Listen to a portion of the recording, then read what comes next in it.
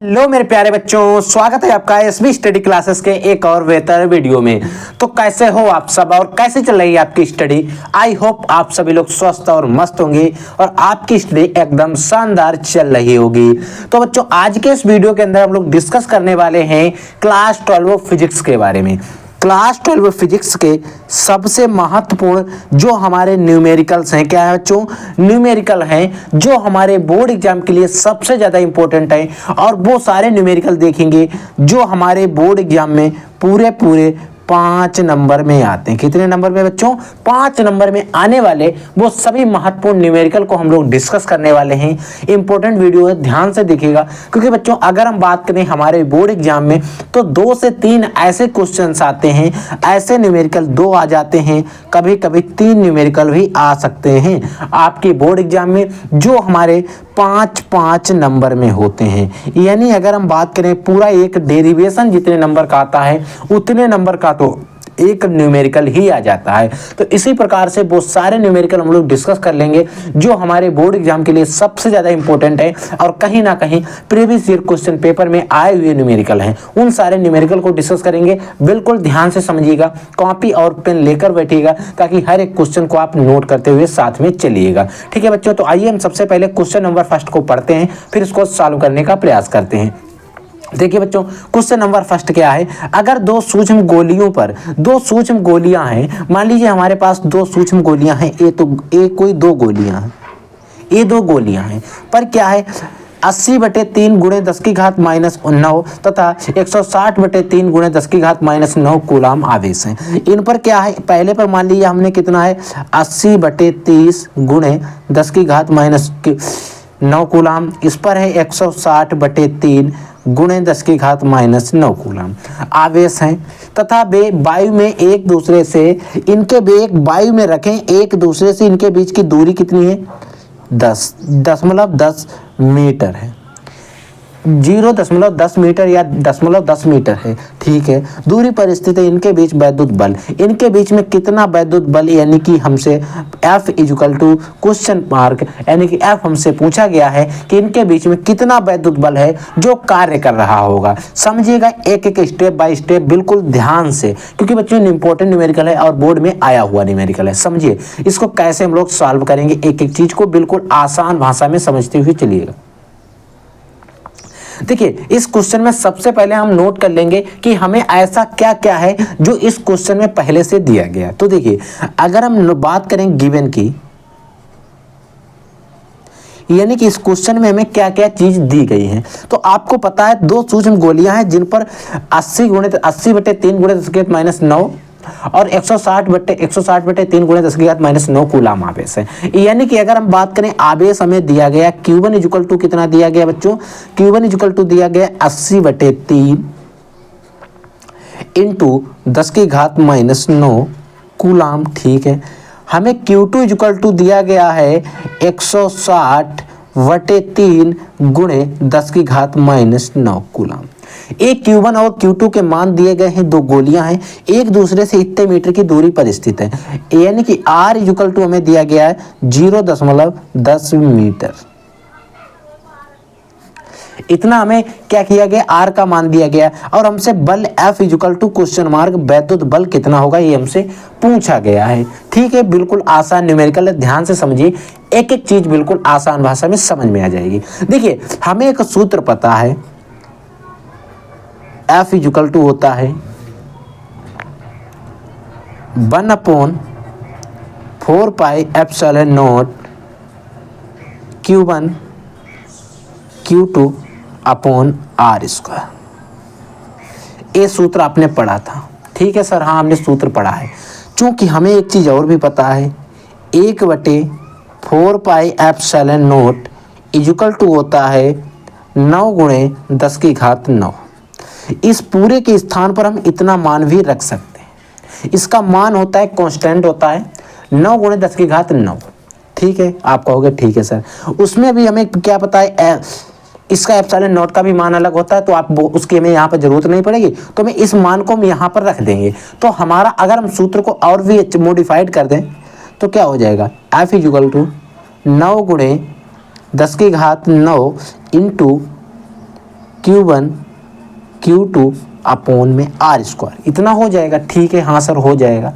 अब इसी में बच्चों क्या करेंगे, हम मान रख देंगे। तो देखिए F इक्वल टू क्या हो जाएगा, 9 गुणे 10 की घात 9 इंटू Q1 का मान हमें कितना दिया गया, 80/3 गुणे 10 की घात माइनस के 9 इंटू Q2 का मान कितना दिया गया है, 160/3 गुणे 10 की घात माइनस के 9। एक Q1 Q2 के मान हो गए, अपॉन में R स्क्वायर है। तो R स्क्वायर का मतलब क्या हो जाएगा, R मतलब 0.10 गुणे 0.10, इनकी 2 बार हम कर देंगे गुणा। ठीक है सर, यहाँ तक समझ में आ गया। अब क्या कीजिए, इसको 3 से काट दीजिए, 3 तिहाई 9। ठीक, अब ये वाला 3 बचा, इसको इससे काट दीजिए। ठीक, 3 से 3 काट दिए। ठीक है सर।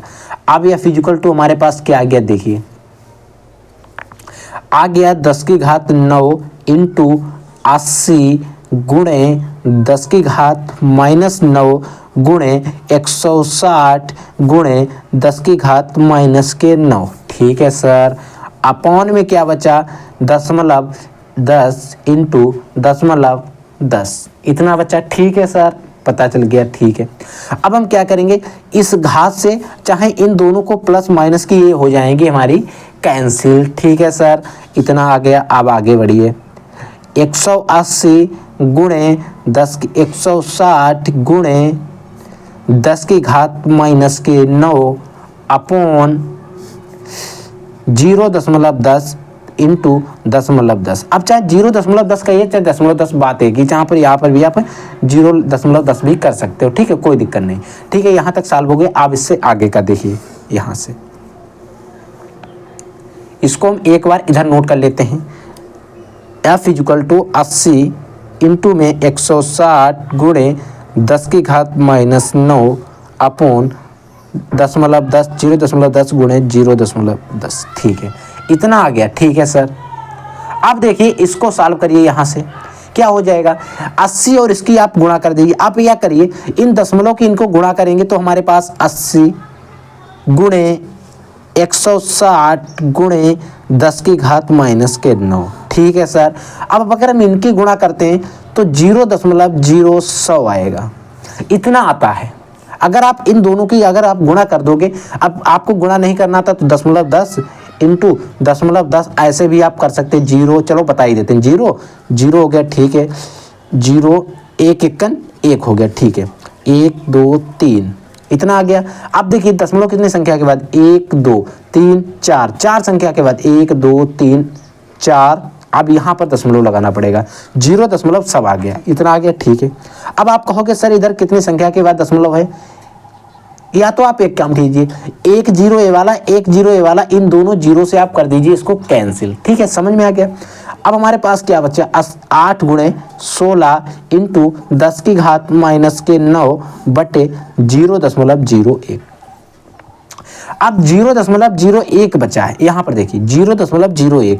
अब हम एक दशमलव हटा देंगे और ऊपर क्या करेंगे, हम 2 जीरो बढ़ा देंगे। ऊपर हमने 2 जीरो बढ़ाए, अब ये 800 हो गए। अब ये 2 जीरो जो हमने ऊपर बढ़ाए हैं 80, 800 गुणे 16 गुणे माइनस के 19 बटे 1 आएगा, क्योंकि एक ही बचेगा। अब इस 2 जीरो को 2 घात कैंसिल कर देंगे, 7 कर देंगे। ठीक है, कितना कर दिया, माइनस के 7। समझ में आ रहा है। ठीक है, अब हमने माइनस के 7 कर दिया। अब 16 8 कितने होते हैं, आपको आता है तो सही है, नहीं तो आप ऐसे गुणा कर लीजिए। 8 छिंगे 48 के 8 4 8 चक 8 1 8 8 4 12 128, 16 8 128 होते हैं। ठीक है, गुणे 10 की घात माइनस के 7। बच्चों ये वाला निशान नहीं है, ठीक है, ऊपर है, इतना आ गया। अगर आप इसको और भी सही लिखना चाहोगे तो कैसे लिखोगे, देखिए क्या करेंगे। अब सपोज करिए यहाँ पर दशमलव होगा, हम इस दशमलव को यहाँ बढ़ाना चाहेंगे, क्या करेंगे, 1.28 गुणे 10 की घात माइनस के 5, इतना भी हम लिख सकते हैं। इतना बल कार्य कर रहा होगा, चाहे तो आप इसको लिखिए चाहे तो इसको लिखिए। अब मैंने आप कहोगे सर यही आंसर सही है तो आपने ये क्यों बताया, होता क्या है कभी कभी अगर आप बुक में न्यूमेरिकल सॉल्व कर रहे हो तो उसमें सॉल्व न्यूमेरिकल नहीं दिया होता है, कभी कभी वो क्या करते हैं वो इस वैल्यू को दे देते हैं तो आप कंफ्यूज हो जाते हो यहाँ से, तो इसीलिए मैंने आपको बता दिया। ठीक है, तो आई होप ये वाला न्यूमेरिकल आपको अच्छे से तरीके से समझ में आ गया। अब हम बात करते हैं अगले न्यूमेरिकल की, वो भी बहुत इंपॉर्टेंट न्यूमेरिकल है, ध्यान से देखिएगा। देखिए बच्चों दूसरा न्यूमेरिकल क्या है, कहता है कि बिंदु ए व बी के बीच तुल्य धारिता ज्ञात कीजिए। यानी कि जो बिंदु ए है और बिंदु बी है, यानी कि बिंदु ए और बी जो है इनके बीच में तुल्य धारिता, और तुल्य धारिता का अगर हम सीधे साफ मतलब समझें कि इसका कहने का मतलब ये है कि आप यहाँ पर बिंदु ए है और इनके बीच में सिर्फ हमें एक संधारित्र चाहिए और ये बिंदु बी है, इनके बीच में सिर्फ एक संधारित्र चाहिए, वो कितने माइक्रोफैरड का हो सकता है वो चीज हमें बताना है। आप तुल्य धारिता को छोड़ दीजिए। अब आपको पूरा सॉल्व करना है, 1 2 3 4 और 5 संधारित्र लगे हैं, इन पांचों को सॉल्व करके एक संधारित्र बनाना है, वही हमें इस बता देना है कि इस एक संधारित्र जो आएगा उसका मान कितना होगा, वही हमसे पूछ रहा है और कुछ नहीं। तो हम इनको सॉल्व करते हैं। सॉल्व करने से पहले हमें कुछ चीजें ध्यान में रखनी होती है। हम क्या करेंगे, इसको सॉल्व करने में आसानी हो जाए जिसके लिए हम क्या करेंगे, इनको नंबरिंग कर लेंगे। इसको C1 मान लेंगे, इसको C2 मानेंगे, इसको C3 मान लेंगे और इसको हमने C4 मान लिया। ठीक है, कोई दिक्कत नहीं होनी चाहिए। ठीक है, अब हम क्या करेंगे, सॉल्व करेंगे। हम लिखेंगे माना, हम यहां पर क्या कर रहे हैं बच्चों, इसको सॉल्व कर रहे हैं। माना ये देखिए, ये दोनों एक और ये दो, ये किस क्रम में लगे बच्चों, श्रेणी क्रम में दिख रहे हैं आपको। हाँ, C1 C2 तथा C3 को श्रेणी क्रम में जोड़ने पर, C1 C2 और C3 को श्रेणी क्रम में जोड़ने पर बच्चों। ठीक है, इनको श्रेणी क्रम में जोड़ेंगे। चूंकि हमें श्रेणी क्रम का सूत्र पता है, 1/C इक्वल टू होता है 1/C1 प्लस 1/C2, ऐसे ही प्लस 1/CN। आप जितना चाहें उतना जोड़ सकते हैं। ठीक है सर, इतना हमें पता है, ये सूत्र हमने पढ़ा है। ठीक है बच्चों, लेकिन यहाँ पर आप कंफ्यूज हो रहे होंगे, सर हमने प्रतिरोध वाले चैप्टर में तो श्रेणी क्रम का सूत्र कुछ और पढ़ा था। तो बच्चों वहाँ का यहाँ पर उल्टा होता है। तो हम क्या करेंगे, इस C को मान लेंगे C डैश प्लस C2 की जगह पर हमारे पास C1 की जगह पर है C2 का मान कितना है 8, हमें पता ही है। ठीक है, प्लस C2 की जगह पर C3 है, प्लस इसका मान भी कितना है बच्चों, यहाँ पर है 8। ठीक, 1/8। अब हम इनका जब एलसीएम लेंगे, 8 का एलसीएम लेंगे तो हमारा एलसीएम आएगा 8। अब ऊपर वाले क्या करेंगे, हम जोड़ लेंगे, +1 इक्वल टू 2 और 2/8 यानी कि 1/4, क्योंकि 2 1 2 2 दूनी 4, 1/4 आ गया। ठीक है सर, इतना हमें पता हो गया। 1/C डैश इक्वल टू 1/4, तिरछा गुणा कर दीजिए, इसकी गुणा करिए इसके साथ में और इसकी गुणा करिए इसके साथ में, तो C डैश इक्वल टू कितना आ गया बच्चों, हमारे पास 4 माइक्रोफैरेड आ गया, म्यू एफ आ गया। ये किसका मान आया बच्चों, C डैश का आया। अगर हम चित्र में बात करें तो हमने क्या किया है, इन दोनों को हल कर दिया, इसको और इसको जब हल किया तो हमारे पास इसके बीच में ये दोनों हटा दिए। अब हमारे पास यहाँ पर एक तार आ गया है 4 माइक्रोफैरेड का, एक संधारित्र बचा है 4 माइक्रोफैरेड का। ठीक है सर, मान लिया हमने। ठीक है बच्चों, अब आप करिए 4 माइक्रोफैरेड का ये लगा है, 4 माइक्रो और 8 माइक्रोफैरेड का ये लगा है। अब आप देखिए ये किस क्रम में दोनों लगे हैं, आपको दिख रहा होगा किस क्रम में लगे हैं बच्चों, समांतर क्रम में लगे हैं। ठीक है, हम इसी को सॉल्व करते हैं। यहां से देखिएगा, हमने माना क्या किया कि C डैश, क्योंकि ये बच्चों जो हमने हल किया 4 माइक्रोफैरेड आया है, ये C डैश है, C डैश तथा C4, इसका क्या है, ये C4 है। किस क्रम में है, ये समांतर क्रम में है। किस क्रम में बच्चों, समांतर क्रम में है। ठीक है, या फिर समांतर क्रम में जोड़ने पर आप कुछ भी लिख सकते हो। समांतर क्रम का सूत्र क्या होता है, C equal to C1 plus C2 plus C3, यानी कि जो प्रतिरोध में श्रेणी क्रम का होता है वो यहाँ पर समांतर क्रम का है, और जो वहाँ पर समांतर क्रम का होता है वो यहाँ पर श्रेणी क्रम का है। इसको क्या करेंगे बच्चों, हम C डबल डैश मान लेंगे, और C1 की जगह पर हमारे पास कितना है बच्चों, 4 माइक्रोफैरड। C डैश का मान कितना है, 4 माइक्रोफैरड, जो हमें यहाँ पर पता है, प्लस C4 का मान कितना है, 8 माइक्रोफैरड, हमें पता है, इनको जोड़ देंगे यानी कि 12 माइक्रोफैरड। यानी कि अगर हम बात करें C डबल डैश का जो मान आया है वो 12 म्यू एफ आया है, यानी कि 12 माइक्रोफैरड आया है। ठीक है, यहाँ तक अच्छे से समझ में आ गया। अब अगर हम बात करें इस पूरे चित्र को अगर हम देखें अपनी तरफ से दोबारा, तो हमारे पास चित्र कुछ इस प्रकार से बचा है। ये हमारा बिंदु ए है, ये हमारा ए वाला बिंदु है जो है 4 माइक्रोफैरड का। ठीक है, अब सर हमने इस पूरे को हल किया, इस 4 और 8 को हल किया, हमारे पास सिर्फ एक तार बचा है, वो बचा है 12 माइक्रोफैरड का। और इधर हम आगे बढ़ते हैं तो हमारे पास ए वाला भी 8 माइक्रोफैरड का एक पड़ता है, इसको हमें बी है। अब हमने इस पूरे बक्से को हल किया तब हमारे पास आया है 12 माइक्रोफैरड, और इन दो तार इनको भी हल नहीं किया है।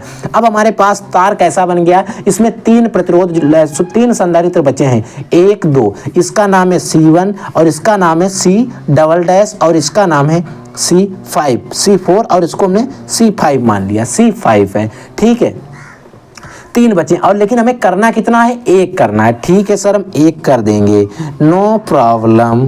ठीक है, इधर यहाँ पर आप देखिएगा, अब हम क्या करेंगे, इसको हल करेंगे। अब आपको चारों संधारित्र किस क्रम में दिख रहे हैं बच्चों, श्रेणी क्रम में दिख रहे हैं, C डैश तथा C डबल डैश व C5 श्रेणी क्रम में हैं। हम लिखेंगे श्रेणी क्रम में हैं।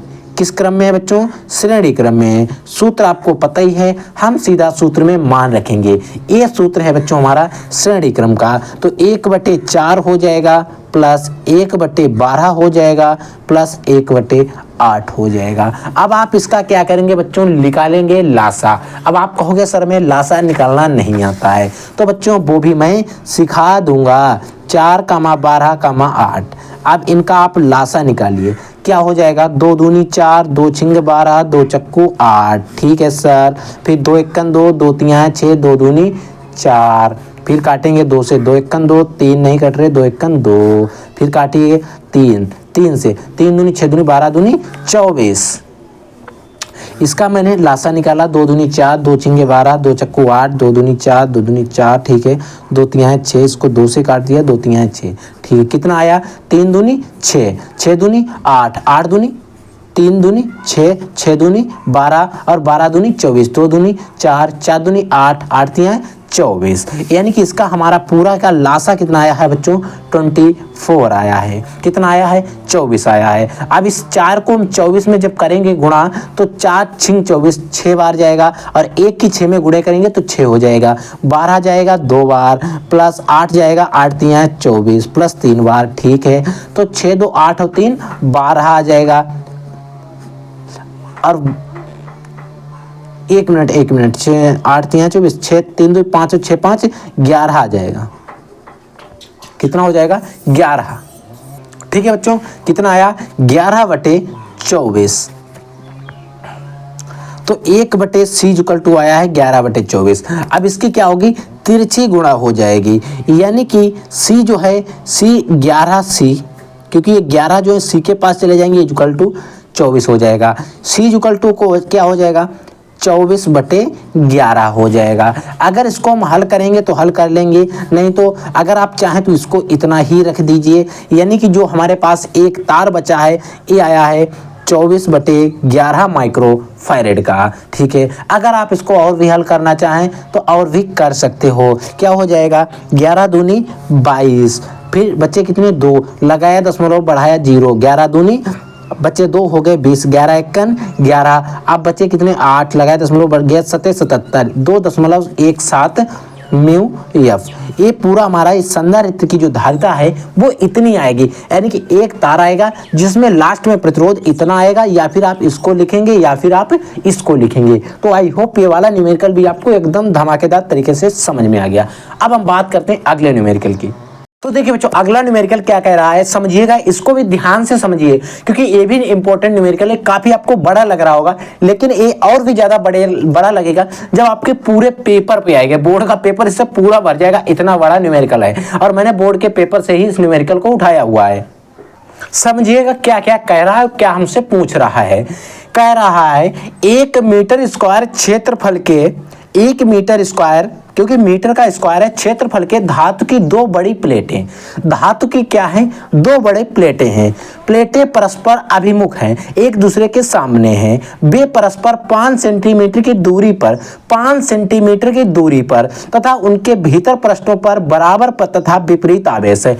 उनके जो भीतर पृष्ठ है उन पर क्या है, बराबर तो है परंतु विपरीत है। मान लीजिए अगर 50 कूलाम आवेश है तो 50 कूलाम आवेश दोनों पर होगा, और विपरीत का मतलब ये है एक पर हमारा पॉजिटिव चिन्ह होगा और एक पर हमारा निगेटिव चिन्ह होगा। विपरीत होंगे लेकिन क्या होंगे, हैं बराबर। एक पर अगर 5 कूलाम का है तो दूसरे पर भी 5 होगा, लेकिन क्या होगा, एक पर -5 होगा और दूसरे पर +5 होगा। ये कहने का मतलब है बराबर तथा विपरीत आवेश हैं। प्लेटों के बीच वैद्युत क्षेत्र की तीव्रता, जो प्लेट है उनके बीच में जो वैद्युत क्षेत्र की तीव्रता है वो 55 न्यूटन प्रति कूलाम है। प्लेट पर वैद्युत आवेश ज्ञात कीजिए। इस प्लेट पर कितना वैद्युत आवेश है उसके बारे में पूछा गया है।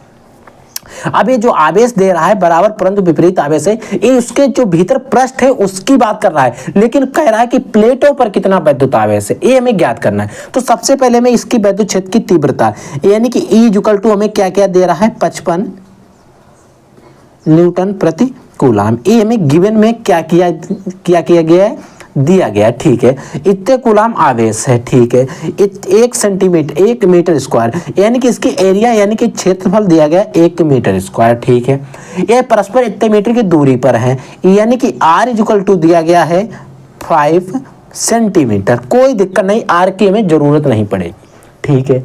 अब क्या करेंगे, हमें निकालना क्या है, वैद्युत क्षेत्र की तीव्रता दी गई है, हमें आवेश निकालना है, ठीक है। हम इसमें क्या करेंगे, पहले प्लेटों के बीच वैद्युत क्षेत्र की तीव्रता से हमें क्वेश्चन हमें आता है, उससे हम क्या करेंगे, इसमें इसी को हल कर लेंगे। वैद्युत क्षेत्र की तीव्रता से क्या करेंगे, हम सॉल्व करेंगे। 2 प्लेटों के बीच, क्योंकि 2 प्लेटें दी गई, 2 प्लेटों के बीच 2 प्लेटें हैं, उनके बीच में वैद्युत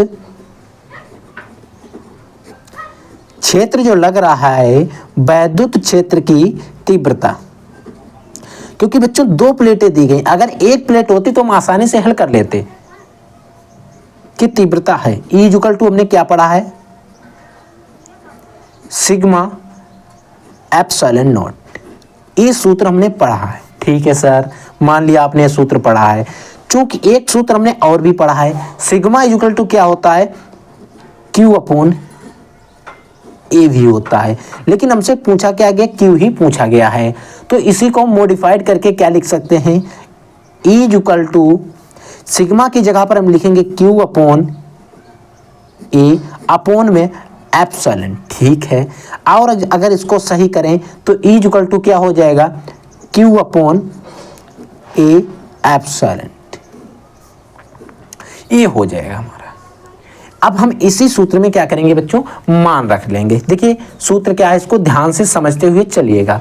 हम पहले एक बार इधर सूत्र इस नेक्स्ट पेज पर लिख लेते हैं। E = क्या है, Q/A एप्सिलॉन। ये बच्चों हमारा सूत्र है, आपको भी दिख रहा है, ठीक है सर। अब हम इसी को हल करते हैं। देखिए E का मान हमें दिया गया, कितना दिया गया है, 55 दिया गया, आप देख सकते हैं E का मान दिया गया है। Q का मान हमसे पूछा गया है, तो Q हम ऐसे ही रखेंगे। हमें A का मान दिया गया है 1 मीटर × एप्सिलॉन नॉट।